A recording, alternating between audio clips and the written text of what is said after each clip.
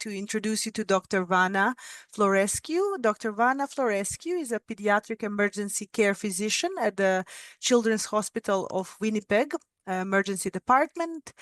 She not only works in the emergency department, but also works as a consultant pediatrician through Jordan's Principle and is the clinical stimulation lead for the Department of Pediatrics and Child Health at the University of Manitoba. Things outside of medicine that she enjoys doing is being outside, either biking, running, or skiing, as well as exploring the world and spending time with friends. And now over to you, Dr. Florescu. Thank you. Hello, and welcome to this TREKK talk. Please feel free to write in any questions that you may have, and if it's in a timely fashion, I will be interrupted and we can definitely talk about it. Just first of all, I would like to say that I have no conflicts of interest. And the outline for today's talk, so we'll talk about what concussion is, what the symptoms are related to concussion, and a little bit of the pathophysiology of concussion. We will go over kind of what to do in the emergency department if a child presents to you in the emergency department with potential signs of concussion. We'll talk about imaging and when it's indicated, because I think that's a big question that we all have. Also, the importance of post-concussion care will be reviewed, and then resources both for families and for healthcare providers. So concussion, as we know, it is a mild traumatic brain injury, and it doesn't require a loss of consciousness and/or amnesia to make the diagnosis. And the interesting thing about it is that it's a functional brain injury and not so much a structural brain injury. And under the umbrella of concussion, where we probably see a lot of it, is sports-related concussions, which is just, as it says here, kind of just like a rapid onset of symptoms, neurologic function that spontaneously resolve. So concussions result from direct impact to the head, but also to the neck, the face, and anywhere else on the body that transmits an impulsive force to the brain. And it kind of results in acceleration, deceleration forces to the brain. So as in this little GIF, you can see that the brain kind of goes and hits the skull twice. So it has that coup contra coup kind of thing that we've learned about in medical school. In terms of the pathophysiology, I'll go very basic, won't go into too much detail, but essentially the acceleration, deceleration forces causes a bit of like a stretching of the neuronal cell membranes, which causes potassium and the excitatory amino acid glutamate to release in abundance. And this causes an equilibrium or disequilibrium. And then the cell tries to fix all that intracellular imbalance by using sodium potassium ATP dependate pump, which of course results in a lot of ATP being used. So it results in a hypermetabolic state that can last anywhere from 30 minutes to a few hours. And then and as we know, when you have a concussion, there's also, or a head injury, pardon me, there's a lower cerebral blood flow. So in the combination of that, it results in the symptoms that we see as concussion. Now, this hypermetabolic state where the brain is trying to correct kind of the stretching of the neuronal cells, it is followed by a hypometabolic state, which can last several days. And this is where we see clinically that kids have a decreased ability to learn and some slower reaction times. Within the symptoms of concussion, there are 4 kind of categories. So under physical, it's essentially what you think you would see with a kid with a concussion when you picture them coming into your clinic or into your emergency department. So they have a headache, they can have some dizziness, they can have nausea, they can have photo and phonosensitivity. They can have ringing in their ears, have balance problems. They just not feel right, feel really drowsy and tired. Cognitive, most kids describe like they're in a fog or they're just not thinking clearly or they have some memory problems. And then emotionally, they either get really upset or really angry. They have mixed emotions, get very emotional when your kid usually or the patient usually isn't emotional. And there can be issues with sleep. So for example, they could be sleeping more or less than their usual, or they can have some sleep initiation issues. And most symptoms of a concussion resolve by 2 to 4 weeks from the time of the head injury. But there is research is showing 30% of these kids can have symptoms that persist for over a month. And I'll go over that later in terms of how you can determine which kids are at increased risk of having persistent symptoms. So now let's picture you're in the emergency department, in your local emergency department, or in your clinic, and a kid comes with you with a history of head injury. Now, the things you kind of want to ask for on history is kind of like the mechanism of the head trauma and whether it was witnessed or unwitnessed, how the patient was initially found, was there any loss of consciousness and for how long, was there a seizure? And within the seizure, it's important to know when the seizure was. Was it right on impact or kind of later, like with after 30 minutes from the head injury? And are there any focal neurologic signs? And then when you go over symptoms, you want to see, are there ongoing impaired level of consciousness or is it worsening? Are they disoriented? Are they confused? Are they having worsening headache or vomiting? And are they having any amnesia? Important things to consider also when you're taking a history with a kid with a head injury is trying to remember asking them about like prior head injuries and when they were, right? Because if they have increasing concussions, that increases their risk of having prolonged symptoms. Whether they have a history of migraines, seizure disorders, any bleeding diatheses. So think of your kids with hemophilia. Those ones would be someone you'd be concerned about. Also, kids with VP shens, and of course, developmental delay. Now, if you have an 8-year-old with a traumatic head injury and they have autism and they are nonverbal, that may make it difficult for you to determine how concerned you are about this type of a patient. So you would really rely on the history from the parents and the caregivers to say whether or not the children are at their neurologic baseline. You also want to ask about medications because some kids can be on anticoagulants. And if they do have hemophilia, do they need factor 8 or factor 9? And then an important thing always to consider is, does the history make sense with the clinical presentation? Unfortunately, in pediatrics, we do see non-accidental injuries or traumatic head injuries due to child maltreatment. So it is important to kind of make sure that everything makes sense with what you're seeing in front of you. Terms of physical exam, of course, like the history, you have time to take the history if the patient's stable. If the patient's not stable, you're going to focus more on your physical exam and interventions. So within GCS, so like I'll just show you a quick little chart here because the pediatric GCS score can be a bit tricky, especially the verbal component. Because, under 2 years of age, they may not be reliable in terms of their communication. So there is a pediatric GCS tool that you can use to help you figure out the GCS of the patient. Or you can even consider AFPU. So are they alert? Are they responding to verbal response? Are they responding to pain or are they unresponsive? That's also an alternative way to figure out kind of their level of consciousness. Within the vital signs, I do want to remind people that in pediatrics, especially those under 13 years of age, blood pressure is dependent on age, height, and sex of the patient. So I would encourage you to use your up-to-date graphs, or there are apps as well that can tell you what would be a 50th percentile for blood pressure for patients.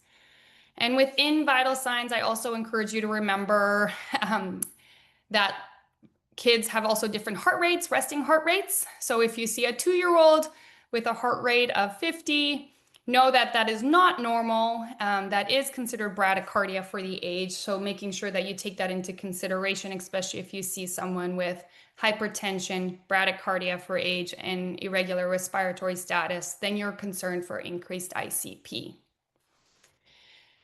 Within your physical exam, you also want to look for signs of trauma. So looking at the face, looking at the ocular bones, looking at the eyes themselves, looking for signs of basal skull fracture, and of course, looking at other body parts to see if there are any signs of injury. I did want to say within the GCS, you can determine if it's like mild, moderate, or severe traumatic brain injury. So under GCS 14 to 15, that'd be considered a minor traumatic brain injury.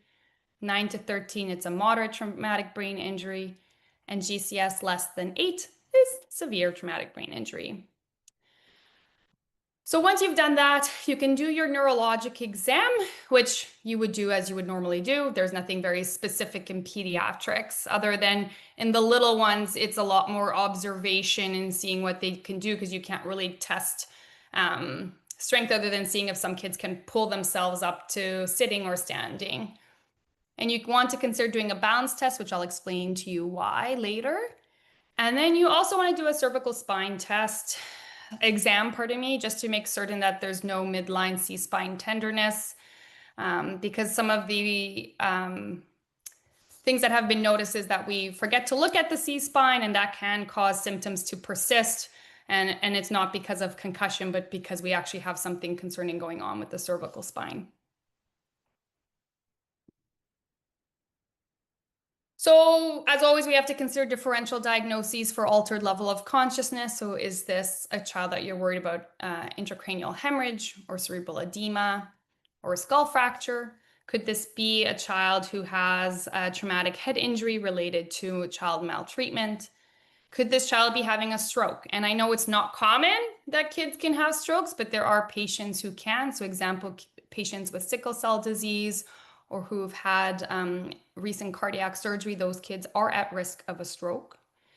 Is this a child who's intoxicated? There's some drugs on board that can cause them to have an altered mental status. Could this be a patient who's post-ictal? Or could this patient be in DKA and they have cerebral edema related to it? And your history and physical exam will help with that.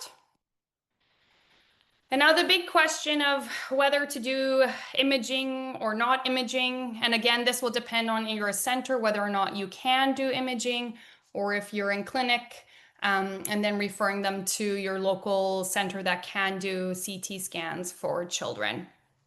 So there's 3 different scoring tools that you can use. The big ones that we use would be PCARN and Catch2. And then there's also Predict, which is from Australia and New Zealand. And that one you can use for a patient who's presenting within 72 hours of the head injury. So most notably, PCARN is an American, so it's a US-based study that essentially just used the assumption that everyone needs a CT scan.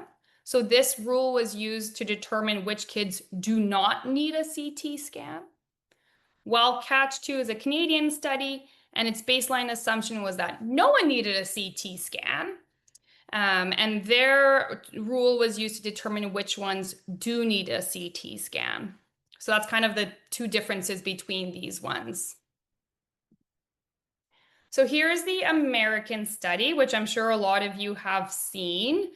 And I find most adult physicians do like the PCARN one because it splits up younger than 2 years of age and over 2 years of age.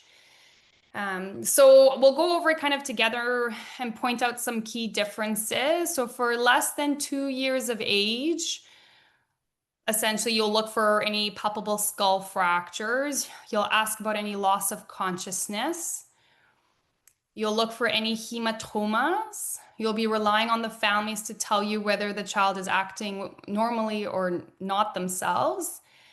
And the difference between 2 years of age and under and 2 years over would be also the severe mechanism. So all are similar, except that for a little one, if they fall more than 3 feet, that's considered a severe mechanism. And if they're older, so over 2 years of age, it would be considered more than 5 feet would be considered a severe mechanism.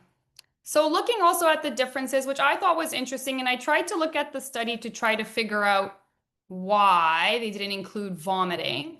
So for less than 2 years of age, as you can see, they actually don't include any history of vomiting.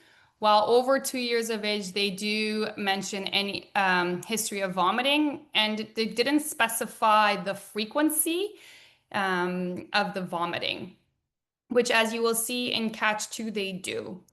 So if you have a child with altered mental status, a GCS less than 15, or a palpable skull fracture, they recommend you do a CT right away. And for over 2 years of age would be if there's signs of basal skull fracture. If you have none of these, but you either have loss of consciousness, you have a non-frontal hematoma, not acting normally, or severe mechanism, or in the older group, history of vomiting and severe headache, that's when you would do the observation versus CT head. And you would observe them in your emergency department. They usually say for 4 hours with frequent reassessments to see, is the child starting to get better, staying the same, or are they getting worse? Some people also state that you can actually just have a conversation with the family and discuss the risks, benefits of a CT head and go in that direction as well. And then if you have none of these, well, then you don't need a CT scan and you can send them home. And as you can see in this study, they did have quite high sensitivity for children less than 2 years of age and a slightly less sensitivity, but still very good sensitivity in kids over 2 years of age. PCARN, so that was PCARN. Now we're talking about CATCH2. So CATCH2 is different than CATCH. So CATCH is seen in MedCalc. CATCH2 is not on MD-Calc. So if you're using that, it would not work for CATCH2. I'd recommend you just Google CATCH2 rule brain and you'll be able to find this. And this one, they included vomiting because that was tended to show that there was higher sensitivity for neurosurgical intervention and for brain injury. So if you have a child with a minor head injury and any of these findings, so here they still have kind of that GCS less than 15, the open depressed skull fracture, worsening headache, irritability on exam, signs of basal skull fracture, large boggy hematoma. And when they say large, they mean greater than 2 centimeters. And it doesn't matter where the location of the hematoma is. The dangerous mechanism, and for this one, I would say that the big difference here is that they say that it's greater than 3 feet, and they don't stipulate based on age. And the other big component is the 4 or more episodes of vomiting. And these aren't vomiting, like these are vomiting episodes, so they're kind of spaced out. It's not like you have 4 bouts of MSS at once and that's considered concerning and you need to do a CT brain.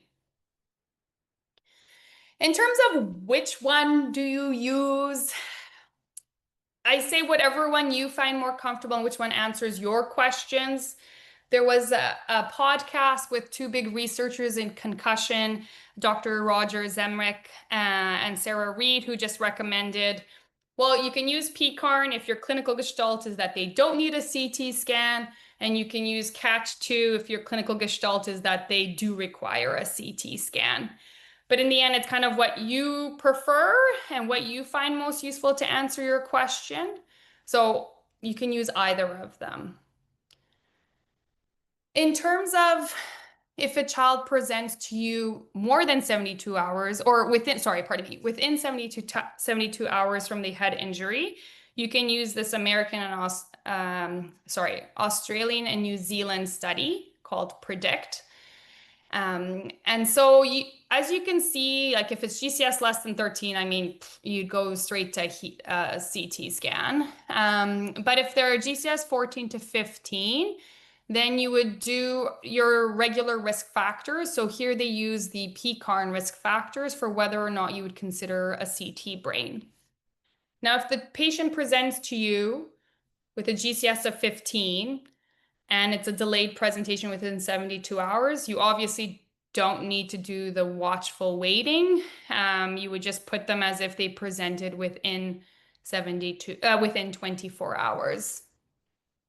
So they would consider a patient with high risk if they have skull fracture, signs of a basal skull fracture, worsening signs or symptoms, persistent GCS less than 14, or persistent signs of altered mental status, then you would do a CT brain. If you have 2 or more risk factors, or if you've had a post-traumatic seizure, which I'll go over with you, or if they have persistent severe headaches or persistent vomiting, then you would do the If this child presents you with a GCS of 15 and within 72 hours, then I say probably you don't need to do the observation period and you can have a discussion about doing a CT brain. But if they have no risk factors, the vomiting has stopped, the severe headache has resolved despite good brain with good brain rest, then they're low risk and you do not need to do a CT scan. So this I find is a very helpful guideline because sometimes patients do show up in an emergency department or clinic with after 72 hours from the time of the brain injury.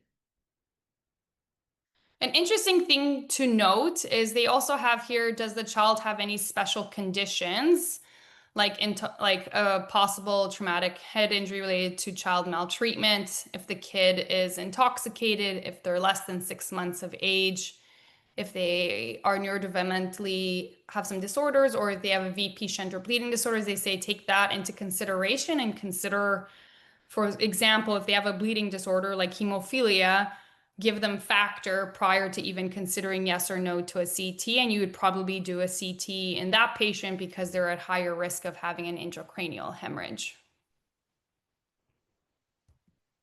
So those are the rules in terms of CTs.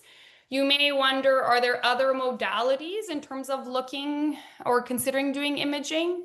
You can do a skull x-ray. I personally don't love skull x-rays. There's a lot of suture lines and it's kind of like, is this a fracture? Is this not a fracture? Yes, you compare the contralateral side. But they say you can consider it in a less than 3-month-old with a non-frontal hematoma that you would look at them and they look fine. And you're just like, I'm not really worried about an intracranial hemorrhage. Sure, you could do a skull x-ray. If you have point of care ultrasound, if you were here before, Dr. Buckhamson does a lot of point of care ultrasound in our emergency department, and you can use ultrasound to detect skull fractures, pardon me. But if there is a linear skull fracture, then you need to do a CT brain just to take a look at it and then have discussion with neurosurgery more for follow-up.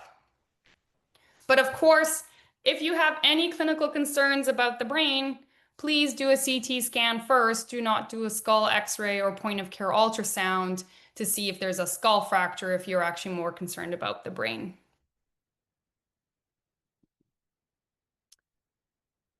Now the next thing, because I talked about doing a neurologic exam and then a cervical spine exam. So this is relatively new. PCARN has put out a C-spine imaging rule to evaluate children after blunt trauma.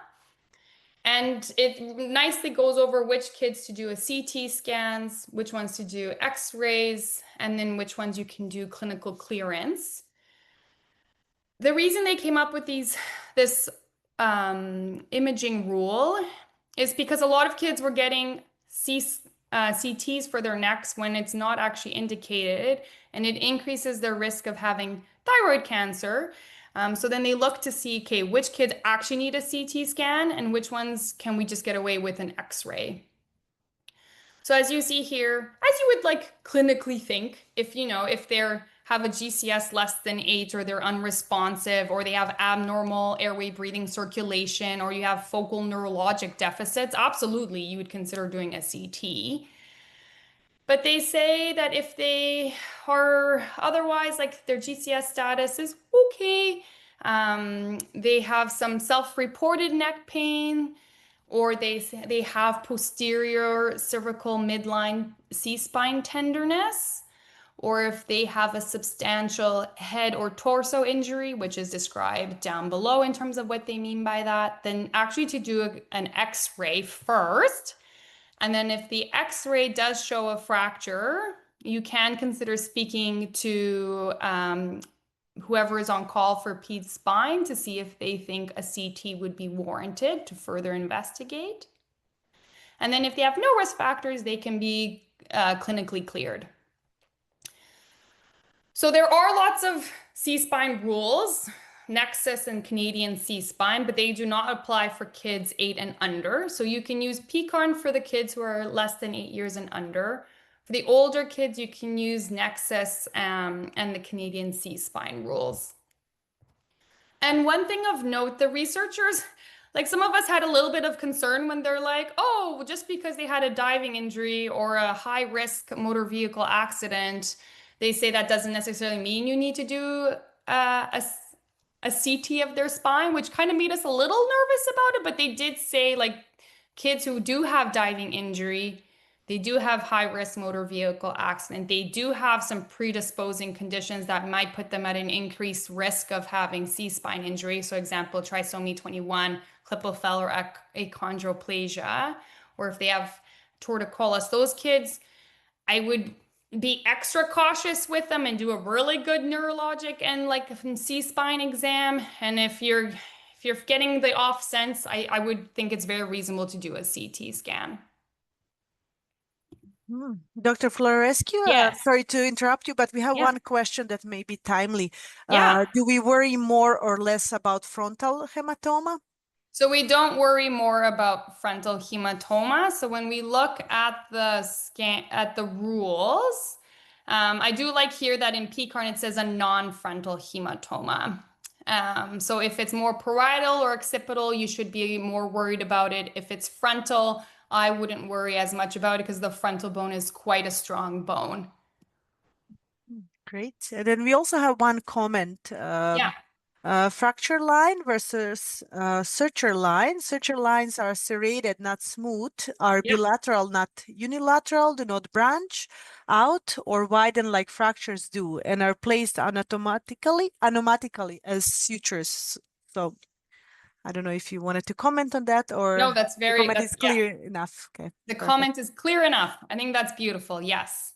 Thank you. Okay. So those are the big kind of rules to use in terms of imaging, because I know that's on the forefront of our brain. One thing that I know I've received phone calls about are post-traumatic seizures and whether those are concerning or not. Now, I do want to specify that most of these that people can like sometimes think of as post-traumatic seizures are actually just impact seizures, and those ones are when they are immediately at the time of the head injury or just shortly right after the traumatic event. So those would be called impact seizures. And so if you have a story that sounds like that, and when by the time they come see you, it's a normal neurologic exam, the child has a normal neurologic exam, that in and of itself does not need a CT brain or seizure prophylaxis. So if everything else looks fine and they have a neurologic exam, having this impact seizure doesn't mean they need a CT brain or seizure prophylaxis. The ones that we do worry about that are truly post-traumatic seizures are those that occur 30 minutes plus post the event. Then you would do a CT brain. And risk factors that increase the likelihood of having a post-traumatic seizure would be young age, severe head trauma, cerebral edema, subdural hemorrhage, and of course, an open or depressed skull fracture. So now you've seen your patient. Now we're going to get to the disposition part of it all. So easy, if normal mental status exam doesn't meet the criteria for any brain or neck imaging, and there's no worsening symptoms in the emergency department, let's say after you've done your observation period, they can be discharged home to have follow-up in 1 to 2 weeks. And these patients absolutely require follow-up, either with their primary care provider or later I will mention there is the Pan Am concussion program that you can refer them to. If they meet CT brain rules and you are unable to do a CT brain, you call us in Children's Emergency Department and then Vectors and we'll arrange transportation. If you are able to do a CT brain and they have an abnormal CT brain, I mean, if they have any signs of increased ICP, you would manage that. And if you don't know how to do that, you'd call us. And you would consult neurosurgery and then also notify us of this patient. And of course, if you're not certain in terms of what to do, you can always call us for advice. And we can definitely help you through that. I know sometimes you might get referred to a pediatrician, but they'll kindly probably recommend that you speak to one of us in the emergency department. Okay, and we have a few questions. Yeah. Is there increased concern for more than one seizure in less than 30 minutes requiring CT? Hmm. Um, I mean, you'd have to see how the patient looks. I Like, it depends, I guess, if it was a focal seizure versus just a generalized seizure. Um, but for the most part, I would say these impact seizures, they usually happen from what I've seen like once, and it's not like multiple seizures within 30 minutes or prior to that 30 minutes. So I would kind of take that into consideration if they've had multiple seizures and whether it was multiple seizures or just one prolonged seizure. Thank you. And another question, does BRHC do pediatric CT scans? Sorry, is that Boundary Trail? I'm not sure. Me neither. Kathy, could you please So clarify? that's tricky. So I was talking about Brandon Regional Health Center, but also Boundary Trails would be a good one, or like all the other yeah, CTs that are out there. yeah, that's a very good question, and I can't give you an honest answer because I have received multiple messages when I've received EMO calls about whether or not patients can have imaging done there. So you'd have to talk to your the radiologist at that department or the emerge doc at those sites. I honestly cannot give you a list of places where they can or cannot do CT scans on kids. I know not all places do, unfortunately. So they do have to be sent in. But I also understand why, because we have a newer CT scanner. We have very specific protocols to do the minimum amount of radiation to get imaging. So I know why they get sent. But I don't, to answer your question, I'm not certain which ones do. I don't know about Brandon. And another question, what is the recommended observational period in the emergency department? So they say 4 hours, and then some say you can add an additional hour just to make sure that by the time they're at their baseline that they're still good. Thank you. Okay, very good questions, everyone. So now about discharge instructions in pediatrics with concussion, because that one is an important thing to do, because that is the whole point of the healing process. So management, a lot of it is brain rest for a good 24 to 48 hours, and then gradual return to school and play. And like I mentioned before, most symptoms resolve within 2 to 4 weeks, though there is a subset of the population, 30%, that will have persistent symptoms over a month, which I'll go over how to determine who are those kids. So for the brain rest and for just general kind of management of kids with concussion, if they have photophobia, you can let them wear sunglasses inside and outside the house. Earplugs or noise canceling headphones can be helpful for kids who have phonophobia.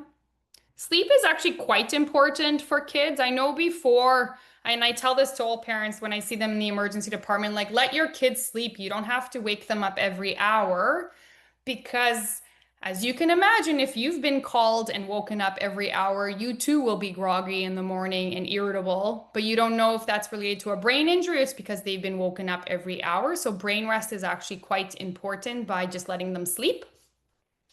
And you may notice, and you just kind of letting families know that they may need more sleep than they usually do in the first couple of days from the time of the concussion. It's just to allow that brain to rest. Naps are allowed. After the acute period of the concussion, kids really shouldn't be taking a lot of naps because sometimes that can impact their sleep at nighttime. But if they are really, really, really desperately needing a nap, it's recommended by research that it should be before 3 p.m. and only 30 minutes, not longer, because we want to make sure that they're sleeping well at nighttime, just to help with their sleep cycle as well. Another key component that I don't think we realized enough in the past is that kids still need to socialize with other friends. So it's important that you make sure that kids aren't completely removed from their support networks because they need their friends.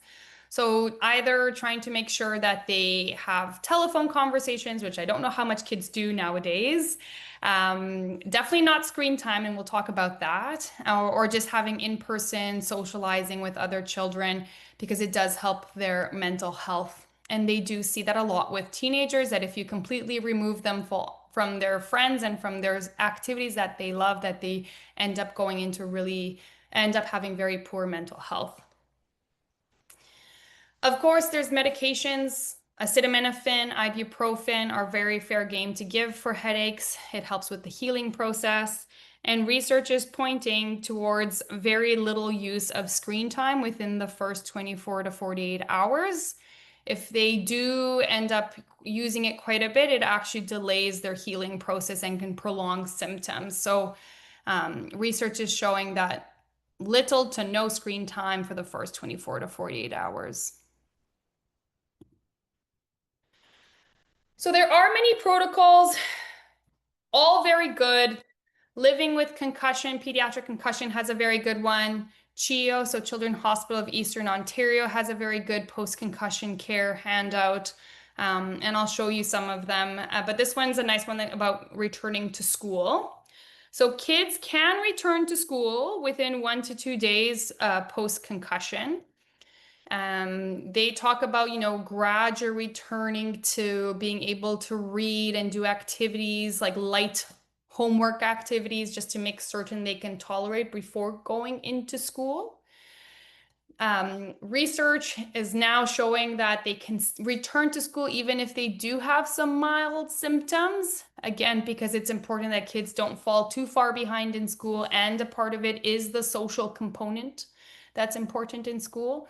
So let families know that if they need, you can provide them with a handout or a letter for the school just to help with accommodations that should be provided in school.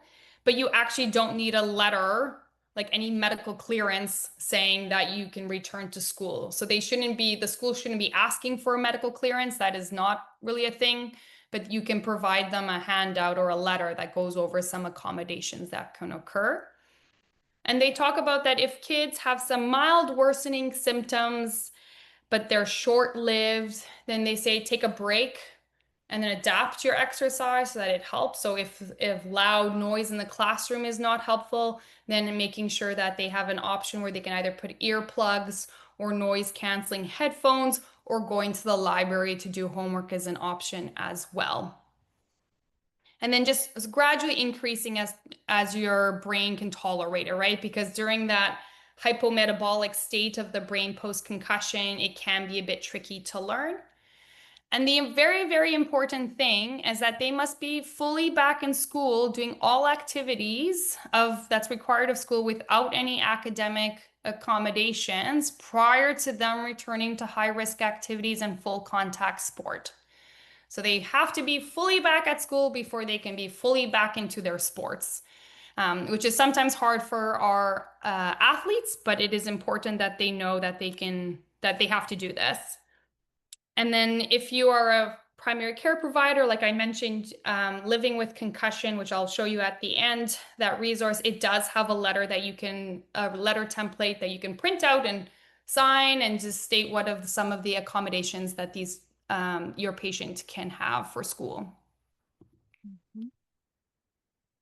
In terms of returning back to activity, this is where I stress to teenagers who are in high-level sports that it's a short-term loss for a long-term gain, and that if we get a concussion before our brain has fully healed, we're at risk of having worsening symptoms and some pretty severe side effects, like an impact syndrome, which is quite rare.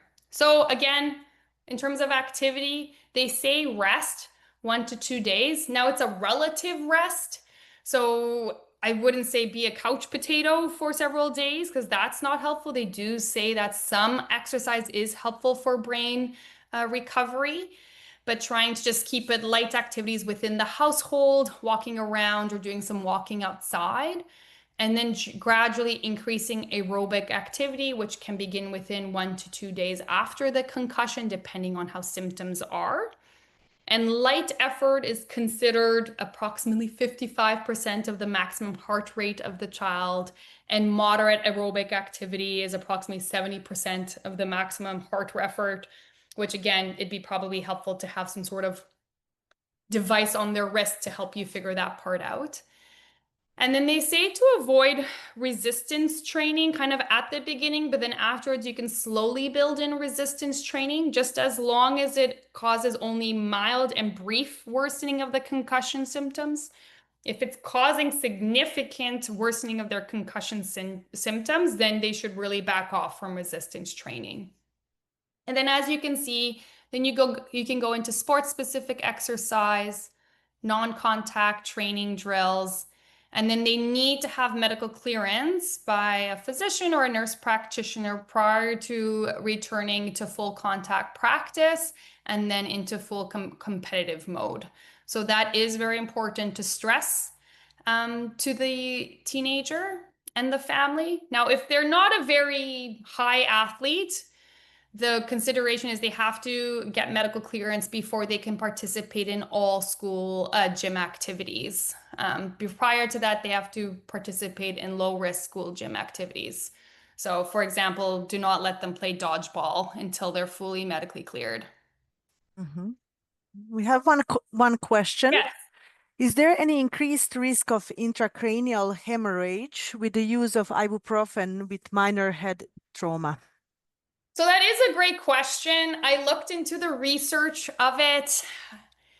There isn't great research, or I mean, like, it's not an increased risk factor. There is some online resources that say that potentially you shouldn't be using NSAIDs within 24 hours of the head injury. But again, if everything else looks okay, they're not saying do not use ibuprofen. I hope that answers the question. Thank you. Okay. So now the big thing where I kept talking about there's 30% chance of kids that will have persistent symptoms. This is the risk scoring tool to use to figure out which kids are at risk of having those persistent symptoms that will last more than a month. So it's called the 5P risk score tool. And it's kind of over here, the chart kind of goes over the points. So as you can see, being an older teenager increases your risk.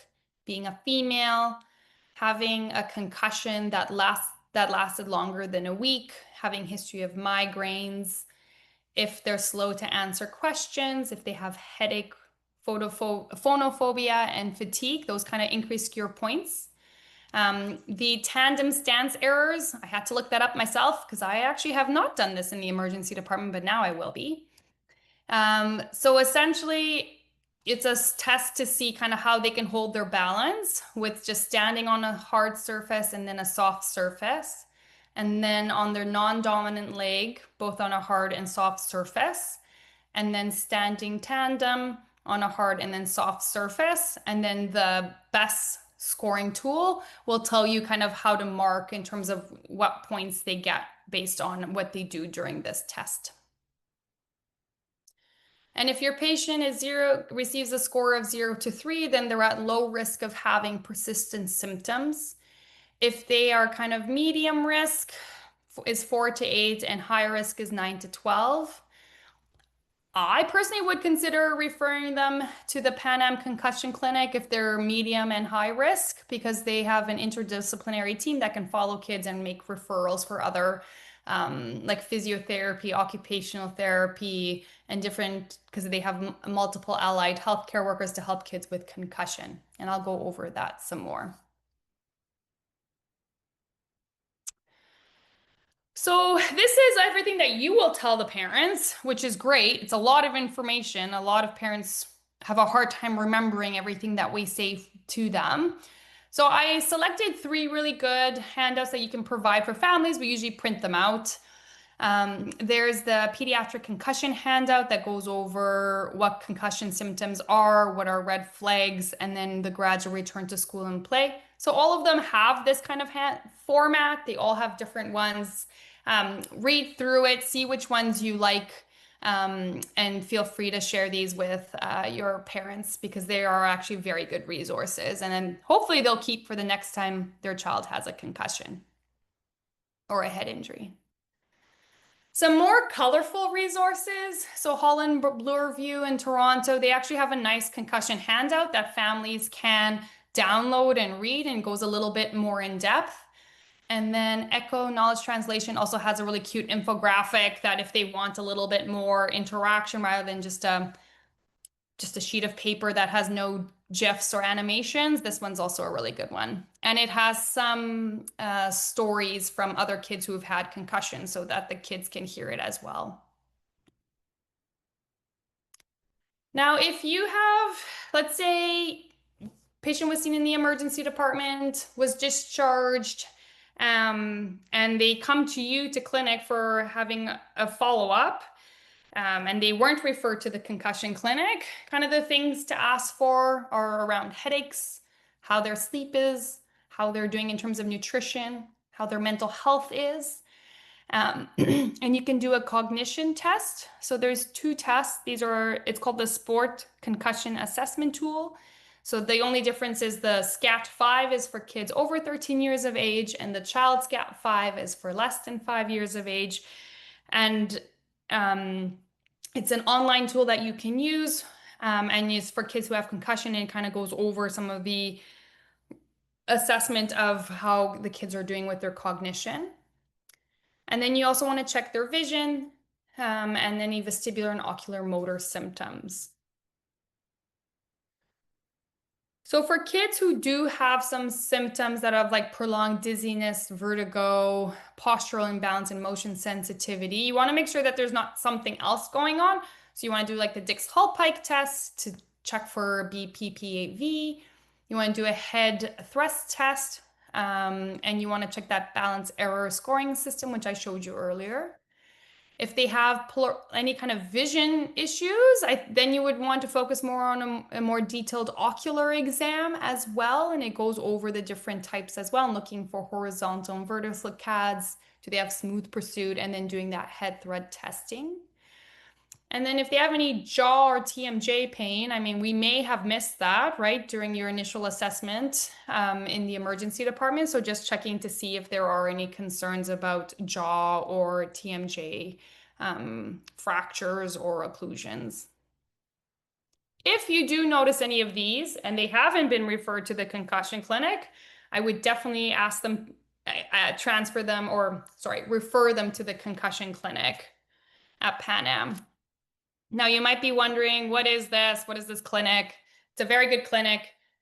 I hope Dr. Ellis is on the line. He is the one that kind of started this all, where it's kind of one of its kind in Canada, which does a lot of follow-up with kids who have concussion, gives them referrals to different resources if they still have post-concussion symptoms, and does actually a lot of research around kids who have concussion. And it's a provincial government-funded program that's available for any child in Manitoba, Kivlik region of Nunavut, and Northwestern Ontario. Again, of course, if it's like you're living far away from Winnipeg and telehealth is kind of your only option, they do have a telemedicine referral form for you. And then if you're living close to Winnipeg and the family does want to go, there is a concussion patient referral form that you can fill out and fax. They are very good. They usually get in contact with families within 1 to 2 business days, and the follow-up is usually within the week from the time of the head injury. And you can refer patients both for sports and non-sports related concussions. And they're starting to look at intimate partner violence patients who have suffered from that as well. If you have more questions around the Pan Am Clinic, I will try to answer them, but it would be, hopefully Dr. Ellis would be able to be on here just to help with those specific questions. Dr. Florescu, could you Yes. kindly repeat the balance error score? So that is this one. which there's like a specific where you would see how long the patient can hold their balance, both in hard and soft surfaces, with both feet down, with their non-dominant foot, and then in tandem. The way to actually do this test, you can find it online, and it just has like a specific kind of script that you'd follow just to see, and it would, yeah, it's easily accessible.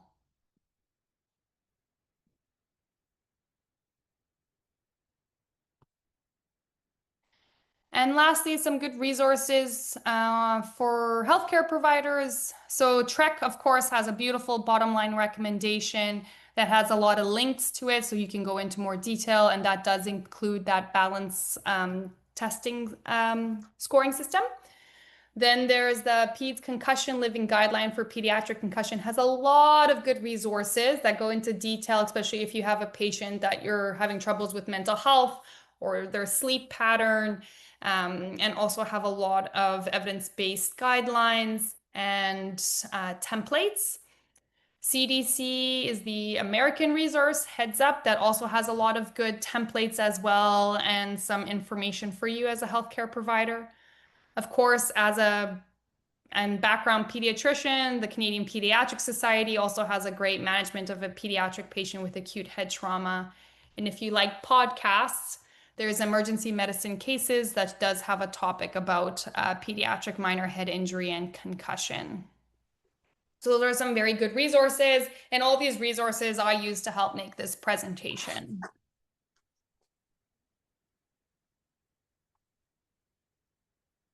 Wonderful. Thank you, Dr. Florescu, for a very informative session on concussion. So you can now either put your questions in the chat or you can unmute yourself and ask.